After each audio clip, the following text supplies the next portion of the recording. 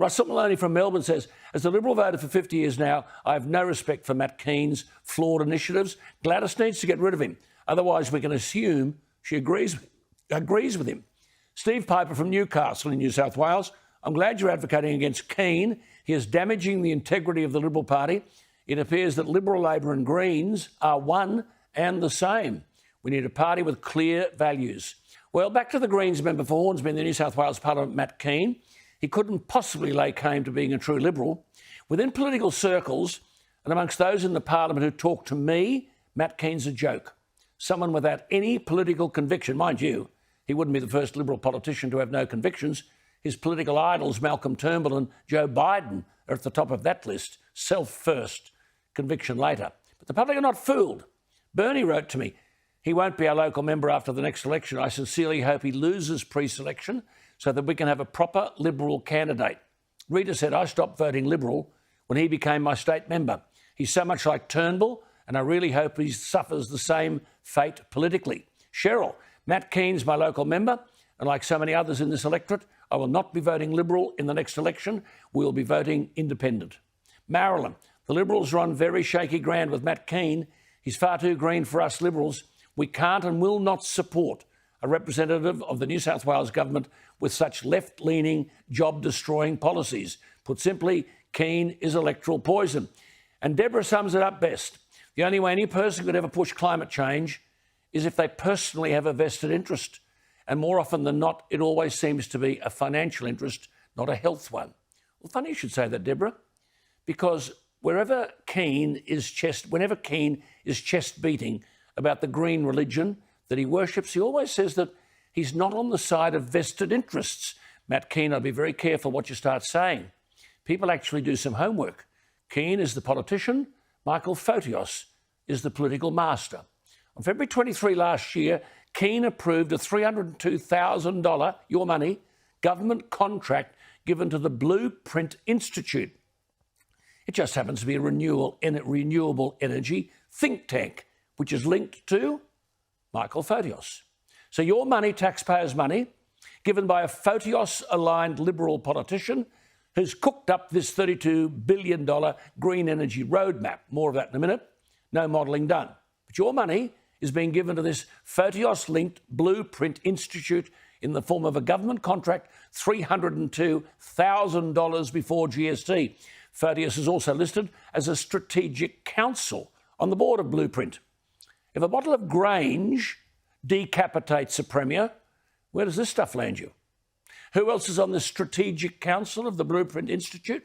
Former New South Wales Deputy Liberal leader Bruce Baird, the former New South Wales Education Minister who caused havoc with the education system, the left-winger Adrian Piccoli, whom the Nationals were about to give the boot. Speaking of National Party failures, Leslie Williams, who treacherously left the National Party to become a Liberal member of convenience. She's there. Daisy Turnbull, the daughter of Malcolm Turnbull. What qualifies her to be on a pro-renewable energy think tank? I've got no idea, other than perhaps to get a convenient insight into what the government might be doing. And then, of course, the former federal Liberal Minister, Christopher Pyne, the architect of the $200 billion submarine deal, possibly the worst government contract in Australian political history. Conflicts of interest everywhere. The left-wing Liberal cabal, of which Kean is a part, are out there jumping up and down about renewable energy and advocating for the destruction of the coal industry, all because they're all tied up with this pro-renewable Blueprint Institute. Here is a New South Wales minister wielding power and influence with a love of renewable energy, trash-talking the coal industry and playing into the hands of his associated vested interests. Why doesn't Matt Kean take up Craig Kelly's offer and come on this program to debate his dangerous worldview? Perhaps he could first ring Zach Kirkup in WA, who took the Kean energy policy to Saturday's election. It only resulted in a swing against him of 25.2%. The Kean worldview, shared by many in Canberra, would plunge Australia into blackouts and see your electricity bills skyrocket. Of course, Matthew Kean won't accept the challenge to debate because if it's not written by a bureaucrat or told to him by his political mate Fotios, then he's intellectually bereft. Mark my words, if New South Wales Labor were to change the leader to Chris Minns tomorrow, and you hear him on this program every week, the Berejiklian government with Matt Kean running loose would be political history. Well, look, I was talking earlier of Matt Kean and this ludicrous energy nonsense. The heart of the problem is government, which fails to do anything about it. This bloke Kean is everywhere. We've had this net zero carbon dioxide emissions by 2030 promise. No open fires. My viewers are outraged. As I just said, the fellow who is the 34-year-old leader of the Liberal Party in WA mouthed the Kean energy policy, closed down coal-fired power stations, the lot of them, well, the ones that are publicly owned. This is the same stuff Kean's going on about. Not only did the Liberal Party get 21.3% of the vote, the swing against Kirkup in his seat of Dawes was 25.2%. Well, enter Mark Latham. Now, in my view, this bloke has emerged as the finest, most hard-working, best researched and most informed politician in the country.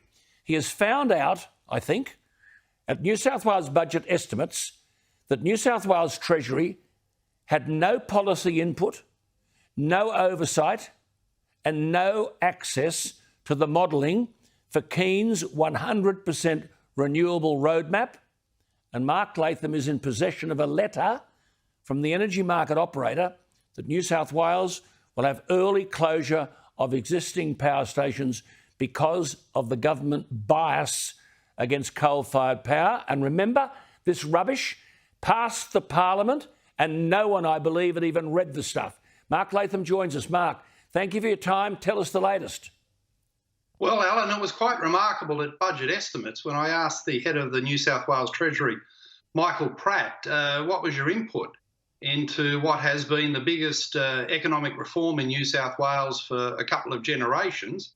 And he said they had no input at ground level. Now, Treasury would normally be a central agency here, providing commentary and oversight on a big economic reform like this. To transform the entire New South Wales electricity grid to go 100% renewable is a massive economic reform. It puts at risk all our enterprises, our manufacturing, our home power, and just about every single part of the New South Wales economy.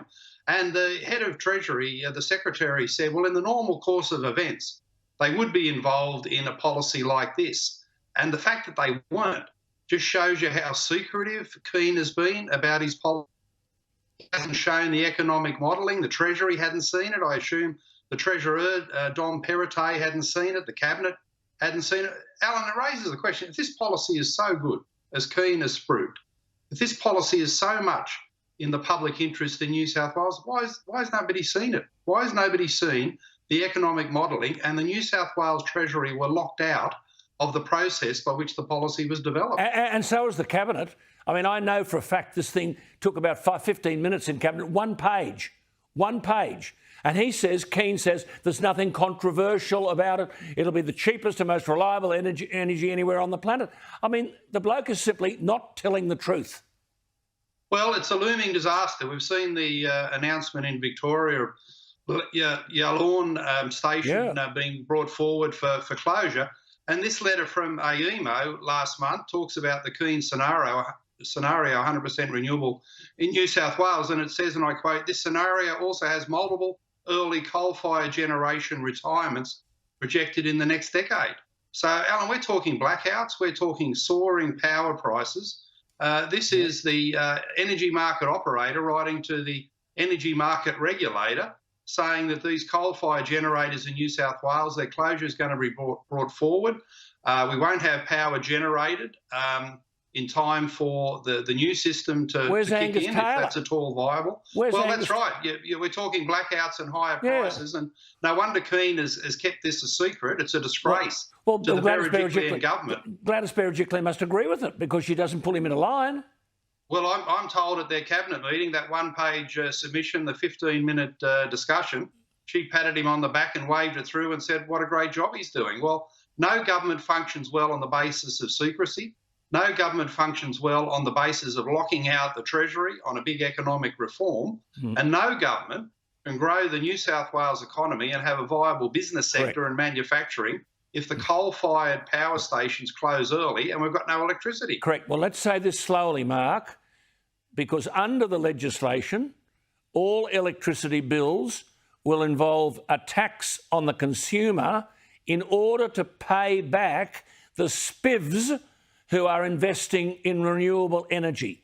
Now, if renewable energy was the be-all, end-all, the world would want to come to provide to us. But instead, the consumer is going to be taxed, and this is waved through the parliament.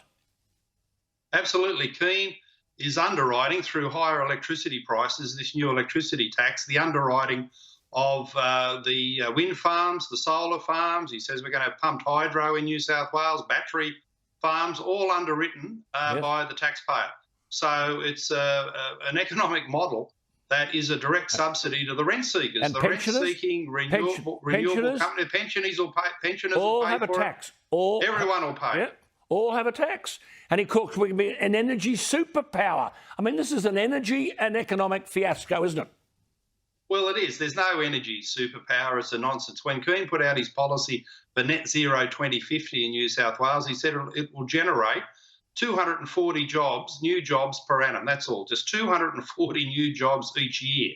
Now, that just shows you this is a massive job destroyer to go down the path of net zero carbon emissions. Well, it's a good job created for China. It's a good job created for China. They'll provide all the solar panels. But put simply, Mark, and I just say this slowly, and you've done a phenomenal job, my friend, but he aims to close down 8,520 megawatts of coal-fired power. That's taking 70% of your state's reliable electricity without any plan to replace it. Well, the plan to replace it's very tenuous. We haven't built a dam in 30 years for drinking water in New South Wales. Apparently there's going to be dozens of dams for pumped hydro in New South Wales to provide the storage capacity when the sun's not shining and the wind's not blowing. But, you know, in terms of jobs, Alan, that point about China is so important. This might not be widely understood, but New South Wales doesn't have a single manufacturer of solar panels or wind towers. So if you go 100% renewables, it creates jobs, all right, in China. Chinese manufacturing is the beneficiary here. For New South Wales, it's a massive job destroyer. It's here in black and white. The blackouts are almost certain, and the higher prices that come with it. So no wonder he's kept all this secret. It's a disgrace in terms of public policy making. That's it. The Berejiklian government ought to be ashamed of itself, and they need to get rid of Kean as quickly as possible and get back to some sensible policy. Now, Kean's talking about pumped hydro and a heap of sites. Didn't the AN researchers include in the mapping information a disclaimer that said, quote, none of the sites discussed in this study has been the subject of geological, hydrological, environmental, heritage or other studies. Now, none of these people, you've been to some, but no one in the government, no one in the Greens, no one in the Labor Party has inspected any of these sites. Well, no one from the ANU who did the study, Alan, has been to any of the sites. There's supposed to be thousands of them of satellite mapping, but nobody went and personally visited the sites. I visited some in southwest Sydney, and they were dry gullies and town water drinking facilities, drinking tanks. So, you know, it's a joke that nobody's gone to visit any of these sites to see if in fact they're viable. And, Alan, what Matt Kean is doing here is putting the entire future of the New South Wales electricity grid and the New South Wales economy in the hands of guesswork. That a satellite mapping system can be used to say that we can have pumped hydro when no one goes to personally visit and look at the viability of any of these sites. This is just so irresponsible and so reckless in the extreme. Yeah. All right, Mark, we'll leave it with you there. But listen, keep at it. On behalf of the people who are viewing and many who aren't viewing but will watch you online via Facebook or YouTube, we're grateful for the effort you're making. Hang in there if you can find the energy. We'll get there in the end, I'm sure. Energy's the problem. A lot of work to be done. That's right. I'm sorry. Bad word to use. There he is, Mark Latham, back after the break to talk to the opposition leader in Queensland.